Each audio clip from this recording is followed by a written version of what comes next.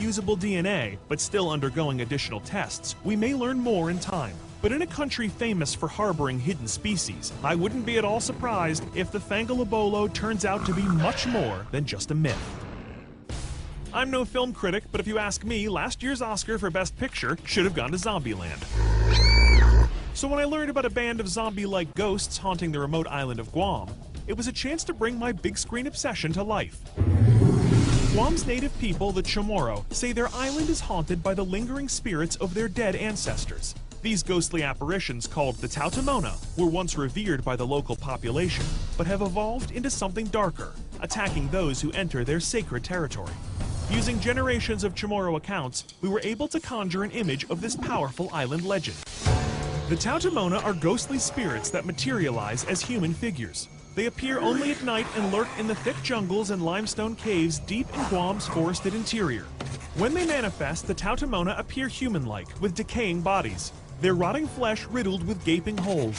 Some witnesses also report that they appear headless. The TaoTao Mo'na possess superhuman strength, and their blood-curdling moans are said to be heard echoing from the caves and through the banyan trees of the jungles they haunt. With recent sightings on the rise, my team and I packed up our gear and headed to Guam for a night with the living dead. We hopped a plane and jetted 6,300 miles to this tiny Micronesian island in the western Pacific Ocean. Here, in the most remote territory in the United States, the people of Guam made a wonderful first impression, showing off their excellent taste in television hosts. I can't believe the show's on in Guam. This is great. Thank you. Kim, your hand is on my butt. Let's not get too frisky here in the airport, Kim.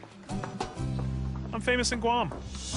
Outside the airport, we began exploring Guam's tumultuous past. The indigenous Chamorro people have been contending with colonizers for centuries. They were unlucky enough to be spotted by Magellan, and the Spanish decided to hang around for about 350 years.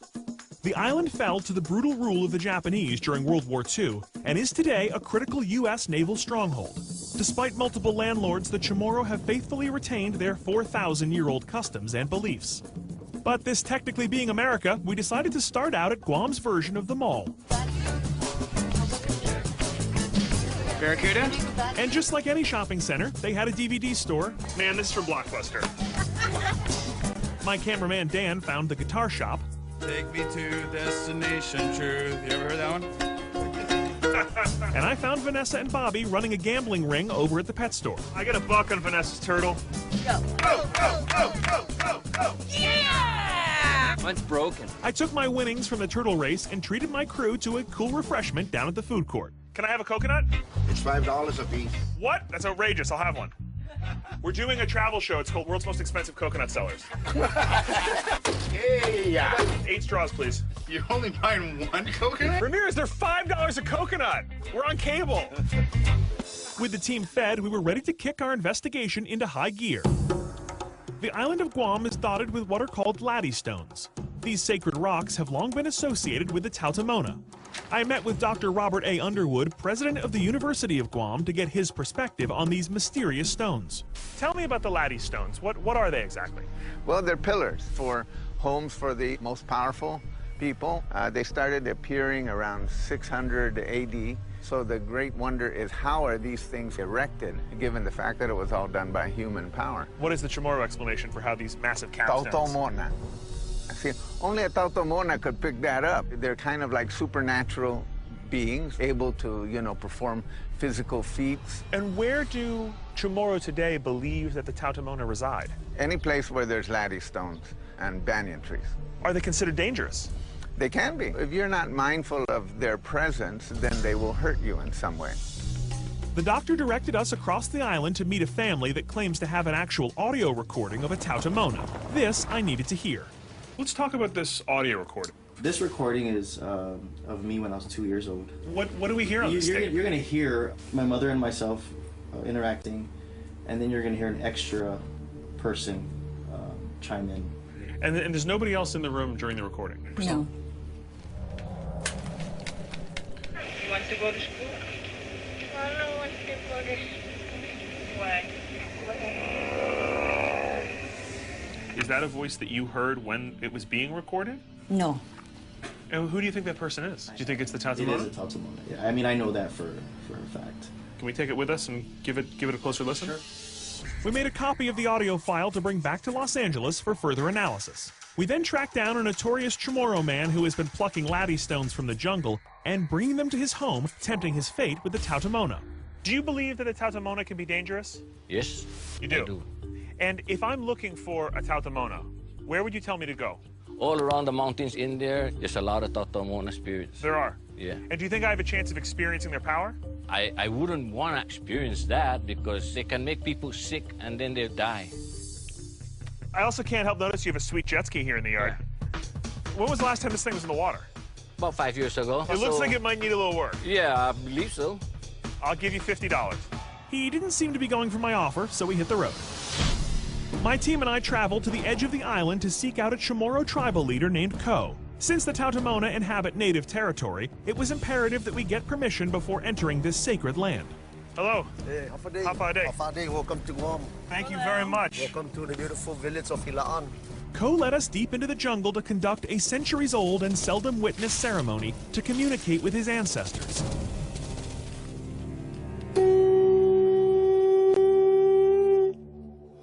Manasay na ho, manasay na TaoTao Hilaan. Imagalahi, hatamano ng koni, pamagon mo ginikita mo, sa mga nona, isengway sa hamso.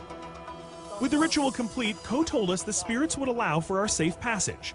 That was until my cameraman Gabe accidentally stepped on a sacred laddie stone. Which is the, oh, sorry, sir, no. That's one way you can get sick, just what he did right there. Nice, Gabe. We're gonna chalk that one up to a mistake. Ko said our team could still proceed into the jungles, but warned Gabe that the TaoTao Mo'na might seek revenge for his inadvertent disrespect. Letting bygones be bygones, though, Ko invited us to meet with the rest of the Chamorro tribe. Inside their village, we were treated like honored guests. They prepared a lavish feast and shared with us their sacred traditions. You know what they say, it's not a Chamorro party until your paramedic winds up passed out on a water buffalo. I pulled my team together and the Chamorro directed us to their sacred land, believed to be overrun with TaoTao Mo'na. We had barely started our hike when Gabe learned firsthand that this island is not to be trifled with. Hey Josh, I cut my leg. What Maybe happened? just on the rocks, they're so sharp. The Chamorro would say that the TaoTao Mo'na had drawn first blood for Gabe's disrespect at the laddie stone. I wasn't so sure, but was certainly more careful as my team and I pressed on. Bit of a drop-off. Can somebody grab the climbing gear and a full bottle of scotch, please? With no other direct route into the valley below, we prepared for a harrowing descent while Vanessa secured the safety ropes to a nearby banyan tree. All right, guys, here I go. I'm headed down. Pretty sharp rocks down here, guys. Be careful when you come down. Come to Micronesia. Women in bikinis. Margaritas.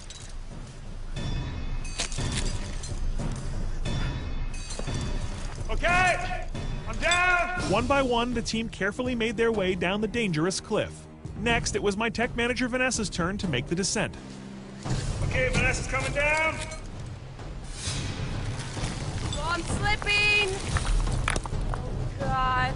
Vanessa, are you okay? No, Josh. Josh, I'm bleeding.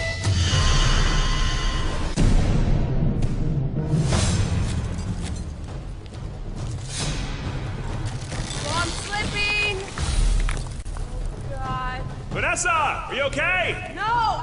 Josh! Josh, I'm bleeding! Okay. Hey, so V just made it down here. Let's get Sean on the ropes ASAP so he can get down here and take a look at her, okay? Copy that. We're sending him down right now. V, where are you? Hey, V, what's up? You okay? I fell. Yeah, you're cut up a little bit on the back. Squeeze my fingers. Go ahead, squeeze them really hard. I am.